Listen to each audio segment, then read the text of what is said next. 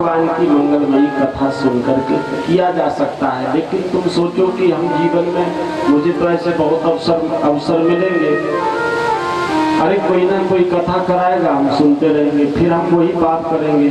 तो जहाँ के तहाँ तुम रहोगे। यदि तुम अपने पाप का प्रायश्चित करना चाहते हो तो जीवन में कभी बुरा कार्य मत करो। यदि धोखे से जो हो गया उसी का प्रायश्चित भगवान की कथा सुनने से हो जाता है।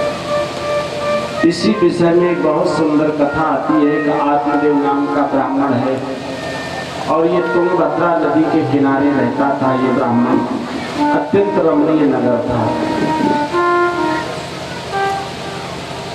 ये ब्राह्मण बड़ा विद्वान और अपने कर्म में बड़ा पारंगत था और इसकी पत्नी बड़ी दुष्ट स्वभाव की थी। महाराज जीवन में काफी समय इसका गृहस्थी में व्यतीत हो गया पर इसे कोई संतान नहीं हुई। आत्मदेव ब्राह्मण की पत्नी को कोई संतान प्राप्त नहीं हुई तो बड़ा दुखी हो गया ये ब्राह्मण। इसने घर में महाराज एक तुलसी का पौधा लगाया, वो भी सूख गया। फिर इसने घर में गाय पाली तो वो भी बांझ हो गई, उसके भी कोई बच्चा नहीं हुआ।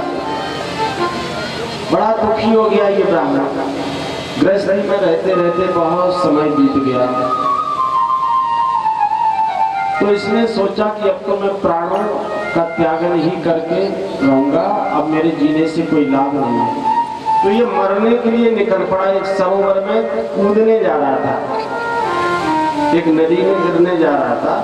तब तक कोई सन्यासी आ गए और सन्यासी को जैसे इसने देखा ब्राह्मण ने सो उनके चरणों में गिर पड़ा और हाथ जोड़ करके प्रार्थना करने लगा कि महाराज आप तो पहुंचे हुए संत हो, आप मेरे ऊपर ये कृपा कर दें कि मुझे संतान होने का वरदान दे दें। संत ने जैसे महाराज इसकी मस्तिष्क रेखा को देखा, बोले पुत्र तुझे एक जन्म तो छोड़ो, 7 जन्म तक संतान का सुख नहीं है। 7 जन्म तक संतान का सुख नहीं लिखा है। बड़ा दुखी हो गया ब्राह्मण। ब्राह्मण ने कहा कि हे भगवान, आप तो सन्यासी हैं, महात्मा हैं और आप लोगों की विभूतियां जो संसार में भ्रमण करती हैं वो दूसरों के कल्याण के लिए ही करती हैं। आप इतने पहुंचे हुए संत हैं, इतनी तपस्या आपके पास है कि आप अपनी तपस्या का थोड़ा भी यदि मुझे फल प्रदान कर देंगे तो मुझे संतान अवश्य प्राप्त हो जाएगी। और यदि आप संतान होने का मुझे वरदान नहीं दे रहे हैं तो मैं अपने प्राण आपके चरणों में ही छोड़ दूंगा, मैं जीवित नहीं रहूंगा। सन्यासी ने सोचा लोग अच्छे भले अपने रास्ते से जा रहे थे, इसका दुख पूछा तो ये अपना दुख बताने के साथ साथ ये कहने लगा कि मुझे पुत्र प्राप्ति का वरदान दे दो। यदि ऐसा नहीं करोगे तो मैं अपने प्राण त्याग दूंगा। संत जी को दया आ गई, उन्होंने एक फल दे दिया।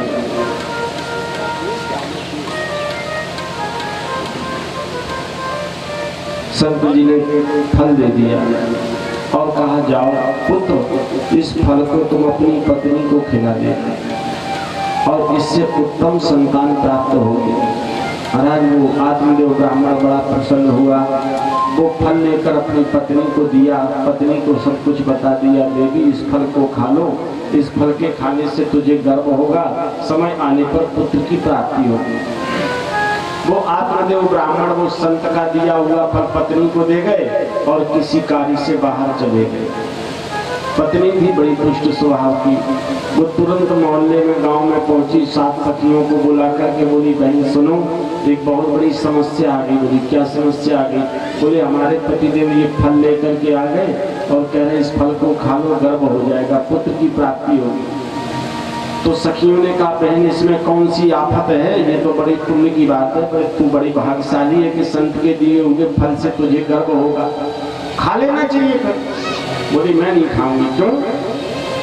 बोली ये बताओ इतना छोटा सा पेट है और इस इतने छोटे से पेट में हम इस फल को खा लूंगी, फिर धीरे धीरे बालक बनेगा, बालक बढ़ेगा, मेरा पेट बढ़ जाएगा और फिर मैं दिन भर में 50-60 रोटियां खाती हूँ, फिर इतनी खुराक हम कैसे खा पाऊंगी? जब वो बालक पेट में बढ़ने लगेगा फिर हम इतना भोजन कैसे कर पाऊंगी? बड़ी दुष्ट स्वभाव की थी, उसने उस फल को खाने से मना कर दिया। बोली चलो खुराक कम हो जाए कोई बात नहीं, यदि जब ये 6-7 महीने का पेट बढ़ जाएगा और कहीं गांव में डकैत आ गए या आग लग गई तो हम तो दौड़ के भाग भी नहीं पाऊंगे। लो फिर बोली चलो कोई बात नहीं, यदि गांव में आग ही ना लगी, भगवान ना करे कि आग लगे और भगवान ना करे कि डकैत आगे, पर बहन एक समस्या बहुत जटिल दिखाई दे रही है आगे। क्या?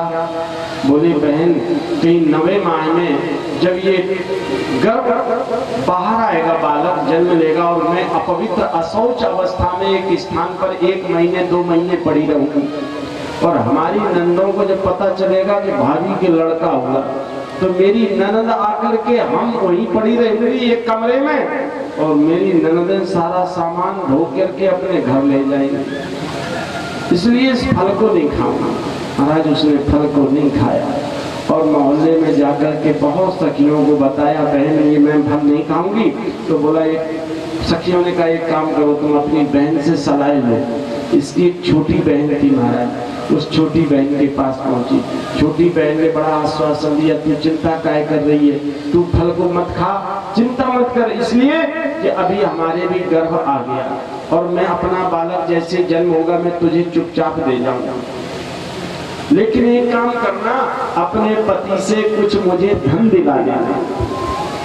तो बोली चिंता नहीं कर, मालिक तो मैं ही हूँ, जितना तू धन चाहेगी उतना मैं धन तुझे प्रदान कर दूंगी, पर तू अपना बालक मुझे दे देना। लेकिन बहन ये बताओ इस फल का क्या करूं? बोली इस फल का क्या करना, ये फल गाय को खिला दो, जो बांझ हो गई उस गाय के अभी तक कोई बालक नहीं हुआ, वो फल संत का दिया हुआ वरदान है, प्रसाद है, इसे गाय को खिला दो। महाराज वो फल ले जाकर के उसने गाय को खिला दिया। धुंधली नाम था महाराज उसकी पत्नी का। क्या नाम था? धुंधली। जैसे ही नाम और वैसे ही बापू स्वभाव। ये अकारण पति से झगड़ा करती थी, कर्कशा स्वभाव की थी। ठीक है, उसने जाकर के फल खिला दिया गाय को। समय आने पर इसकी छोटी बहन के लड़का होगा, अपना पुत्र ये चुपचाप अपने बहन को दे देगी। अब आत्मदेव को कुछ नहीं मालूम है, और जब आत्मदेव को पता चला कि हमारे लड़का हुआ, बड़े प्रसन्न हो गए आत्मदेव ब्राह्मण, बहुत प्रसन्न, और इतनी प्रसन्न मुद्रा में इन्होंने यथेच्छ दान किया।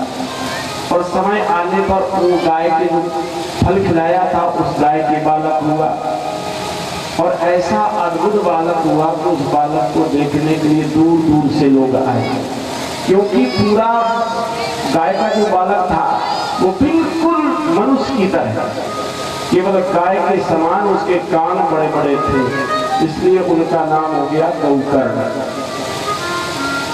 उस बालक का नाम क्या हुआ? गौकर्ण।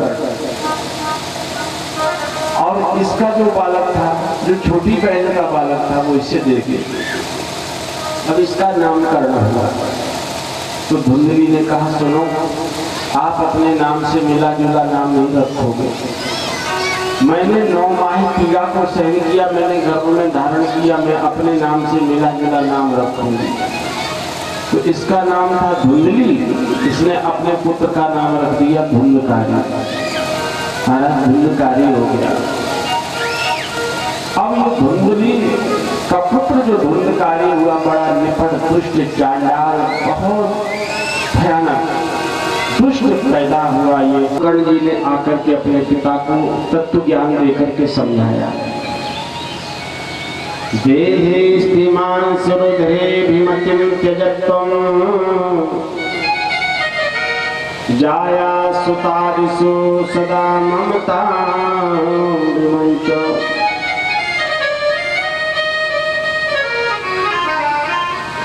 पश्चानिशं जगदिदं वैराग्य राग रसिको भव भक्ति निष्ठा, वैराग्य राग रसिको भव भक्ति निष्ठा।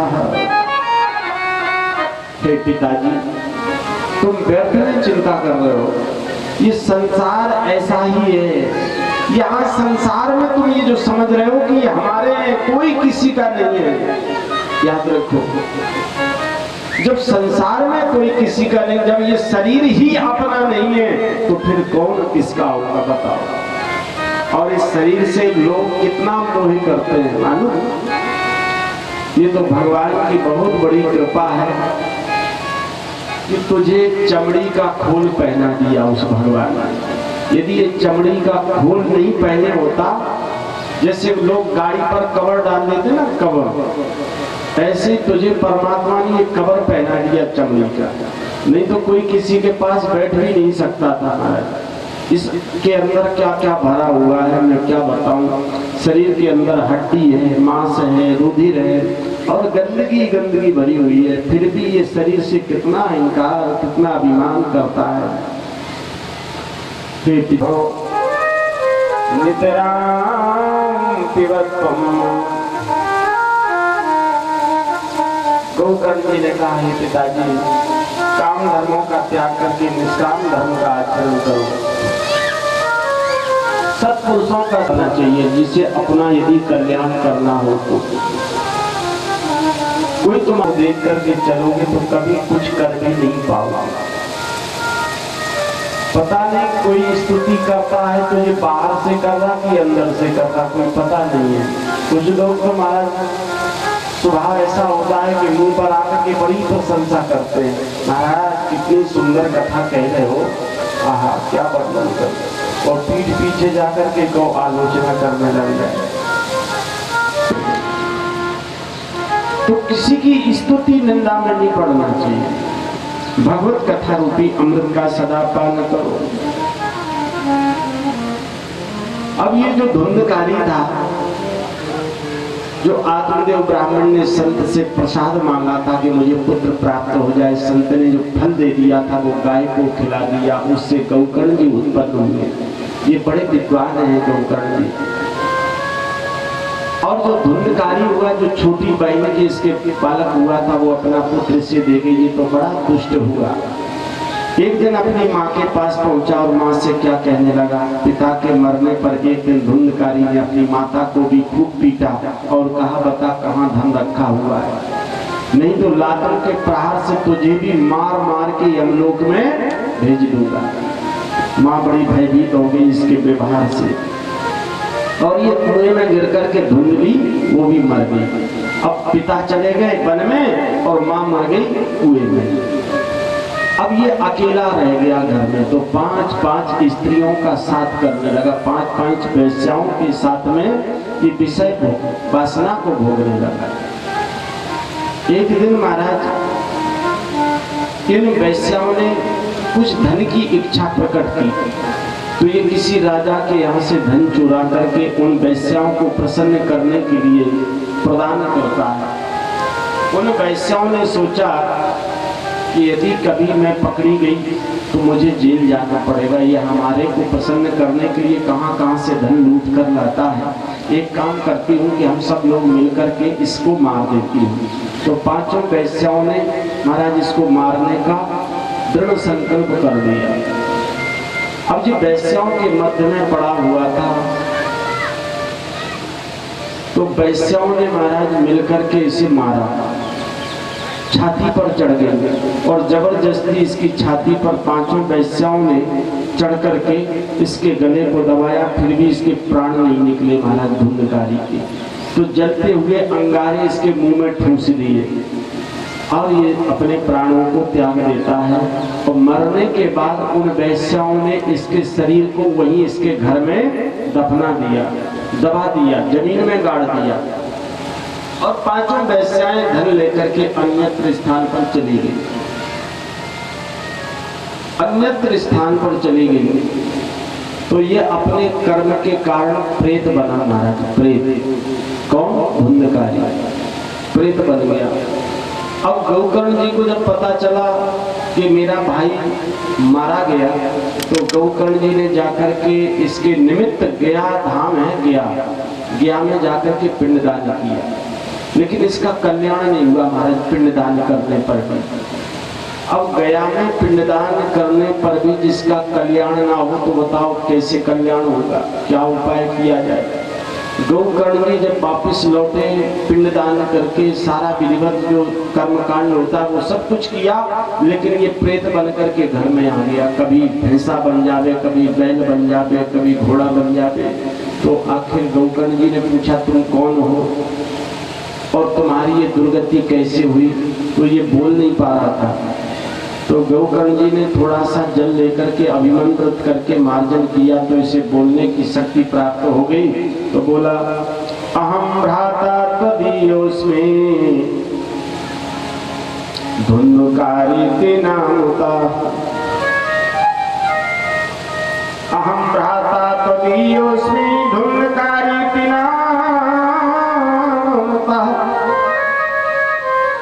स्वकीयेनैव दोषेण ब्रह्मत्वं नाशितं मया।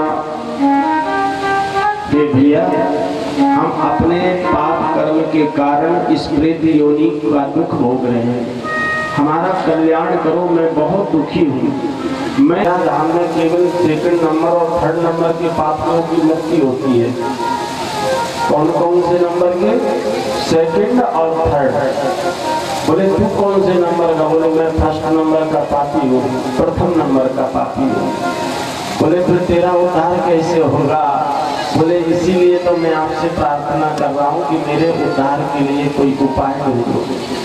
बोले ठीक है, अभी तुम जाओ, लेकिन तुम्हारे कल्याण के लिए कोई उपाय मैं अवश्य विचार करता हूँ। महाराज गौकर्ण जी भगवान सूर्यदेव के परम भक्त थे। पूछा गौकर्ण जी ने, महाराज ये बताओ प्रेत कल्याण के लिए सबसे श्रेष्ठ उपाय क्या है? बोले सुनो, श्रीमद्भागवतानुमुक्ति सप्ताहे वाचनम कुरु। श्रीमद्भागवत संसार में दूसरा उपाय नहीं है। तो प्रेत उद्धार के लिए महाराज श्री कथा सुनने के लिए, क्योंकि प्रेत कोई शकल नहीं होती, कोई आकार नहीं होता है, ये वायु के रूप में रहता है, हवा में। ये आकर के उसमें बैठ गया मासी और बड़े ध्यान पूर्वक एकाग्रता से कथा 5वें दिन 5वीं, इस तरह 7वें दिन 7 गांठें फट गई। कथा का विश्राम हुआ और आकाश मार्ग से विमान आया। विमान में बैठकर के ये भगवान के परम धाम जाने लगा। भगवान के दूत से विमान में बिठा करके ले जाने लगे। तो वहाँ लाखों श्रोता बैठे थे। उन्होंने कहा महाराज ये सब क्या है? ये श्रोता का पता नहीं था, बांस में बैठा था, इसके लिए तो विमान आया और हम लाखों की संख्या में बैठे थे। हम लोगों को एक विमान तो छोड़ो, अरे हमसे वैसे कहते कि तुम्हारा सबका कल्याण हो गया। ये भगवान के यहाँ ऐसा भेदभाव क्यों हुआ?